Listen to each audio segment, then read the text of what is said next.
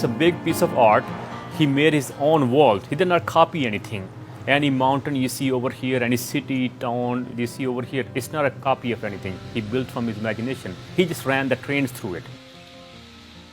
The trains are like the actors coming in and out of a scene. So it's very scenic. Whether you're into trains or not, it's a scenic miniature wonderland.